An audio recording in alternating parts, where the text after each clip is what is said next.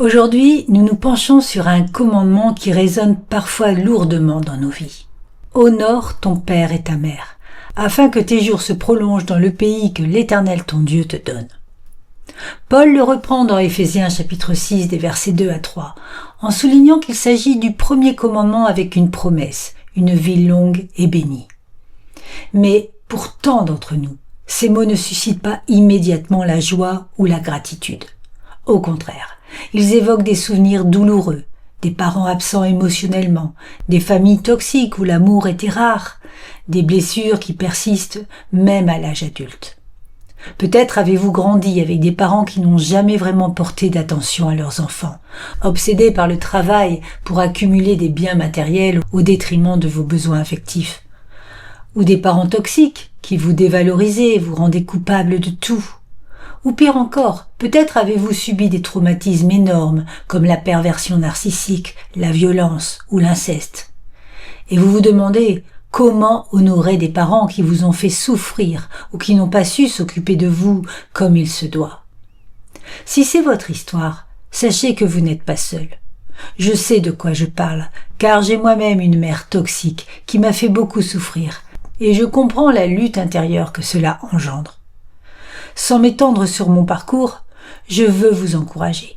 Vous n'êtes pas seul dans cette douleur et Dieu nous offre un chemin de guérison et de liberté à travers son commandement, sans culpabilité ni chaîne. Aujourd'hui, ce message n'est pas un appel à la culpabilité, mais une consolation divine.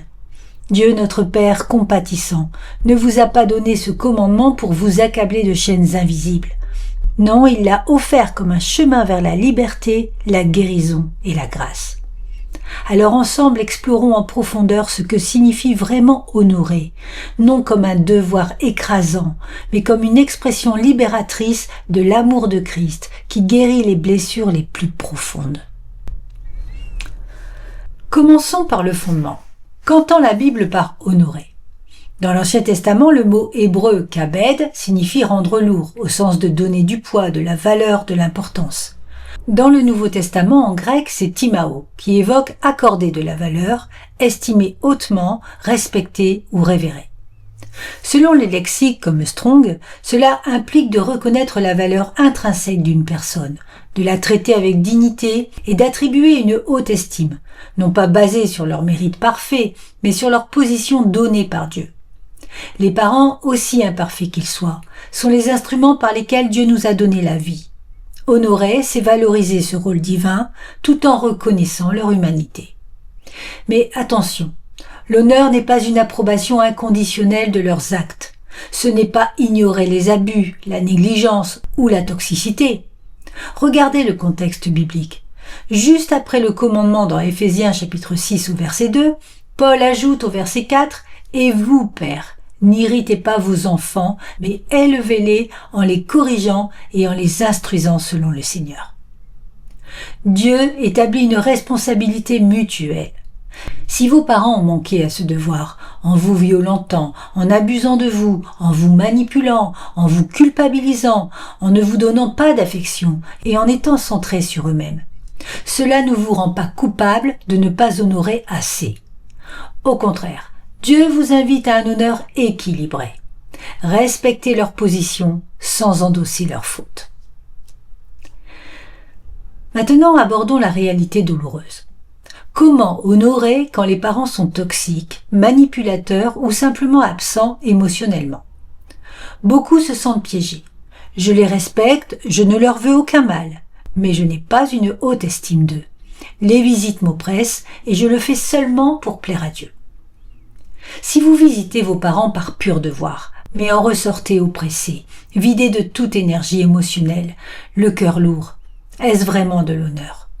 Pas forcément si cela vous plonge dans l'amertume et le ressentiment. L'honneur biblique naît d'abord au plus profond de vous, avant toute action visible. C'est une posture du cœur qui affirme « Je te traite avec dignité, car tu es créé à l'image de Dieu, même si tu n'as pas su m'aimer comme il l'attendait. » Aucune culpabilité à porter ici. Dieu ne juge pas votre obéissance au nombre de vos visites, mais à la pureté de votre cœur.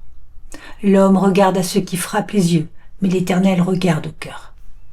Dans ces circonstances, ne serait-il pas plus sage d'espacer les rencontres pour les rendre authentiquement honorables, empreintes de paix, plutôt que de souffrance? Honorer n'exige pas de souffrir indéfiniment. Jésus, notre modèle parfait, a établi des limites claires avec sa propre famille. Il priorise l'obéissance à Dieu, créant un espace pour sa mission divine. De même, dans Matthieu chapitre 12 et versets 46 à 50, Jésus ignore momentanément les pressions familiales pour enseigner. Cela nous montre que l'honneur inclut des frontières. Si les interactions avec vos parents vous drainent, réduisez-les avec respect. Aimez-les pour ce qu'ils sont, valorisez ce qu'ils vous ont donné, mais pour votre bien-être, espacez vos rencontres. Honorer, c'est aussi prendre soin de soi, car votre corps est le temple du Saint-Esprit.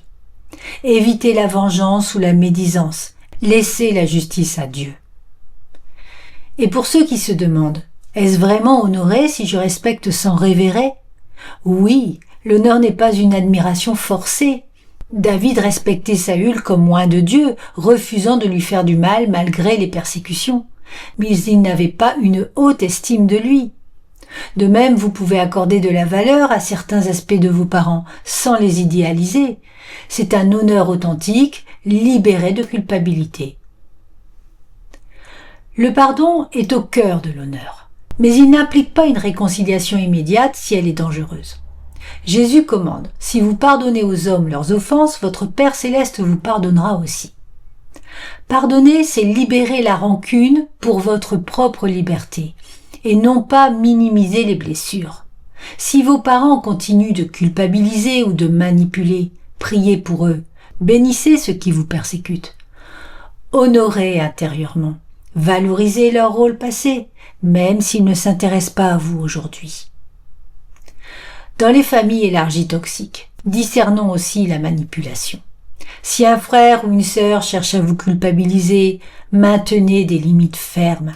Priez pour la famille entière et centrez-vous sur l'amour inconditionnel de Christ. Cela honore Dieu en premier et par extension vos parents. Genèse 2, 24 nous dit « C'est pourquoi l'homme quittera son père et sa mère et s'attachera à sa femme. » Ce quitter complète l'honneur. C'est établir une indépendance adulte sans rejet. Quitter physiquement ou émotionnellement pour former votre propre famille ou préserver votre paix n'est pas déshonoré. Au contraire, cela permet un honneur mature. Jésus quitte symboliquement sa famille pour sa mission, mais honore Marie en la confiant à Jean sur la croix. Ruth quitte sa famille pour honorer Naomi, et Jacob quitte ses parents tout en respectant leur héritage. Ces exemples montrent que quitter avec grâce renforce l'honneur, évitant les enchevêtrements toxiques. Beaucoup de chrétiens confrontés à des parents toxiques et âgés luttent avec une culpabilité persistante. J'ai pardonné, mais dois-je les voir souvent? Leur âge me pèse sur la conscience, il faut aller les voir, mais c'est si lourd. Même sans rancune, cette pression intérieure peut être écrasante, amplifiée par la société ou la famille qui insiste sur le devoir filial. Pourtant, pardonner ne signifie pas multiplier les visites si elles nuisent à votre bien-être. L'honneur biblique n'est pas mesuré par la fréquence des contacts, mais par une attitude de cœur libérée. Pour se déculpabiliser, commencez par vérifier votre pardon. Est-il sincère, ancré dans la prière et la remise à Dieu? Si oui, reconnaissez que Dieu priorise votre santé spirituelle et émotionnelle. Il est un Père qui guérit, pas un tyran qui exige le sacrifice. Fixez des limites avec grâce, comme des appels réguliers au lieu de visites épuisantes.